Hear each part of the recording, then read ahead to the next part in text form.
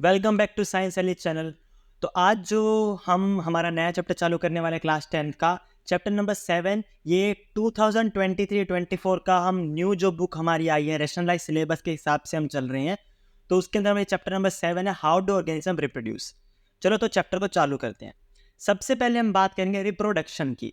Chapter का नाम क्या है कि जो कोई भी लिविंग ऑर्गेनिज्म है वो रिप्रोड्यूस कैसे करते हैं। रिप्रोड्यूस का मतलब होता है नए बच्चे पैदा होना, जनरेशन का आगे बढ़ना। इससे हम कहते हैं रिप्रोडक्शन का प्रोसेस।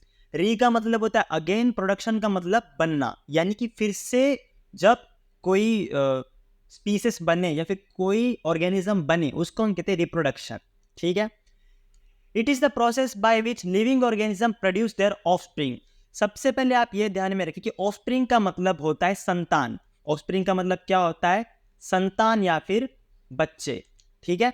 तो यानी कि लिविंग ऑर्गेनिज्म जिस प्रोसेस से, जिस प्रक्रिया से अपने बच्चे बनाते हैं, संतानें बनाते हैं, उस प्रोसेस को कहते हैं हम रिप्रोडक्शन। ठीक है।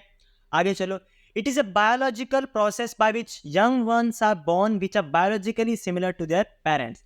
अब देखो ये कोई केमिकल का प्रोसेस नहीं, यहाँ पे देखो बायोलॉजिकल प्रोसेस है ये। ठीक है। ये बायोलॉजिकल प्रोसेस है जिसमें यंग वंस यानी कि बच्चे बच्चे पैदा होते हैं जो बायोलॉजिकली सिमिलर होते हैं अपने पेरेंट्स से। देखो जो बच्चा होगा अपने माता पिता पे जाएगा, माता पिता से सिमिलर होगा, क्योंकि देखो अलग अलग स्पीसीज अलग अलग जो अपने बच्चे होते हैं उनसे सिमिलर होते हैं। अगर एक ऊंट है तो ऊंट का बच्चा ऊंट से सिमिलर होगा, सीधी सी बात है, ये तो कॉमन सेंस की बात है। इंसान का बच्चा इंसान से सिमिलर होगा, यानी बायोलॉजिकली सिमिलर होंगे अपने माता पिता से। ठीक है। चलो, this is not a necessary life process. देखो रिप्रोडक्शन हमारी लाइफ प्रोसेस का कोई नेसेसरी पार्ट नहीं है। अगर रिप्रोडक्शन ना करे कोई लिविंग ऑर्गेनिज्म तो भी वो अपनी लाइफ जी सकता है, पर फिर हम रिप्रोडक्शन करते क्यों, ये हमारे ख्याल आ सकता है। उसको हम यहाँ पे देखते हैं। रीजन यहाँ पे गिवन है। Main purpose of reproduction is to enable the continuity of species and maintain the population. देखो रिप्रोडक्शन सिर्फ इसलिए करते हैं ताकि हमारी जो प्रजाति है ह्यूमन की वो आगे बढ़ती रहे। कंटिन्यूटी ऑफ स्पीसीज यानी कि इंसान की प्रजाति या फिर जो भी दूसरे ऑर्गेनिज्म रिप्रोड्यूस कर रहे हैं, जैसे समझो कोई ऊंट है, कुत्ता है, कोई भी, वो अपनी जो स्पीसीज है उसको आगे बढ़ाए, इस वजह से रिप्रोडक्शन करते हैं। और पॉपुलेशन को मेंटेन करने के रिप्रोडक्शन करते हैं, क्योंकि अगर रिप्रोडक्शन होगा ही नहीं, कोई नए इंसान या फिर नए जानवर आएंगे ही नहीं, तो इस धरती का क्या काम होगा। ठीक है। अब देखो रिप्रोडक्शन होता है दो टाइप के, एक होता है सेक्सुअल, एक होता है असेक्सुअल। सेक्सुअल में क्या होता है, दो अपोजिट जेंडर, एक मेल और एक फीमेल मिलके मेटिंग करके एक ऑफस्प्रिंग बनाते हैं। ठीक है। एक मेल और एक फीमेल मिलके रिप्रोड्यूस करते हैं, मेटिंग करते, इससे ऑफस्प्रिंग बनता है, बच्चे बनते हैं। असेक्सुअल में क्या होता है, एक ही ऑर्गेनिज्म खुद ब खुद टूट के या कुछ दूसरे जो मेथड है वो यूज करके एक ही ऑर्गेनिज्म अपने बच्चे करता है, उससे हम कहते हैं असेक्सुअल। ठीक है।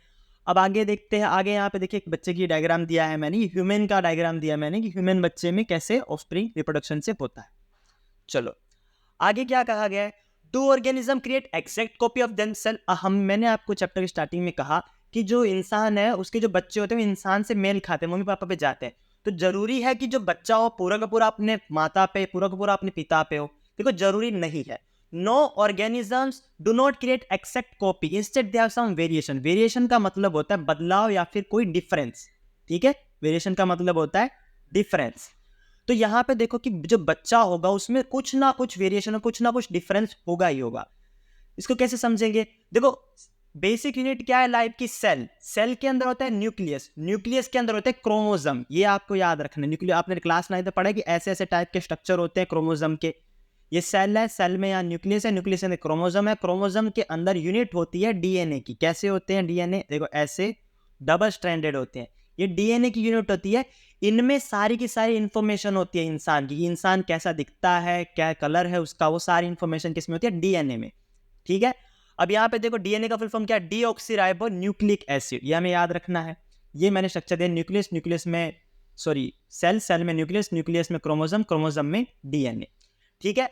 जो मेन पर्पस क्या होता है रिप्रोडक्शन का? रिप्रोडक्शन का मेन पर्पस है डीएनए कॉपी। बच्चा अपने माता पिता पे कैसे जाता है या उसमें अपने माता पिता के गुण कैसे आते हैं? जो डीएनए होता है मम्मी पापा का, वो बच्चों में भी सेम डीएनए कॉपी हो जाता है। ठीक है। आधा मम्मी का आधा पापा का। इस वजह से डीएनए कॉपिंग की वजह से ही रिप्रोडक्शन हो पाता है। रिप्रोडक्शन का मेन पर्पस क्या है कि जब जर्म सेल्स मिलेंगे, गैमेट्स मिल जाएंगे, उसके बाद डीएनए